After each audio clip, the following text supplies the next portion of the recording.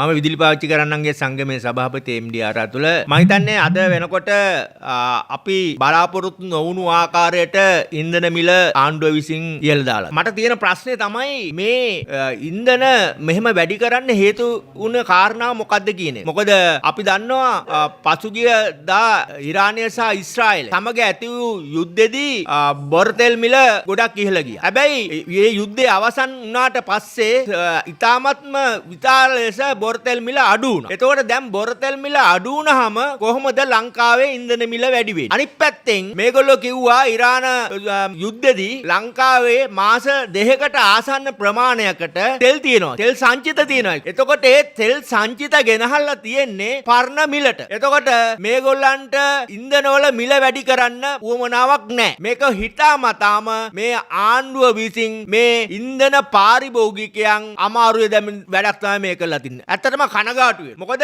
මෙවැනි ආකාරයට ඉන්ධන මිල වැඩි කිරීමේ අවශ්‍යතාවයක් නොමැති මොහොතක මෙහෙම වැඩි කිරීම කනගාටුදායකයි. එක පැත්තකින් මේ මාසයේ ඒ කියන්නේ ජුනි මාසයේ අති භයංකර මාසයක් විදුලිය පාවිච්චි කරන්නන්ට සහ ඉන්ධන පාවිච්චි කරන්න. විදුලිය 15%කින් වැඩි කළා. ඒක ඊට පස්සේ පුනර්ජනනීය බලශක්තියෙන් විදුලිය ලබා ගැනීමේදී ඉතාමත් අඩු මිලක් නිර්මාණය කළා. අද වෙනකොට khනිජ තෙල් සඳහා වූ මිලත් අතිවිශාල ලෙස ඉහළ දාලා. රුපියල් 12කින් ඉහළ දාලා. ඉතින් මේක ඇත්තටම අපි කනගාටු වෙනවා. මොකද මේක මේ පුනරුදේ බලාපොරොත්තුවද නැහැ. මේක ඇත්තටම මං හිතන්නේ මේ මිල වැඩි කලේ කාංචන සතුටු කරන්න කිය. මොකද කාංචනගේ රුපියල් 65 පසුගිය කාල පරිද්දේ එන්න අඩු වුණානේ. දැන් මේකට කාංචන පොඩ්ඩක් අමනාප. දැන් කාංචන සතුටු කරන්න රුපියල් 65ම දෙන්න ඕනේ නිසා මිල වැඩි කරයි කියන එක තමයි මං විශ්වාස කරන්නේ. අනිත් එක තමයි මම හිතනවා මේ ආණ්ඩුව රනිල් වික්‍රමසිංහගේ ආණ්ඩුවද කිය. මොකද විදුලි බල අමාත්‍යාංශය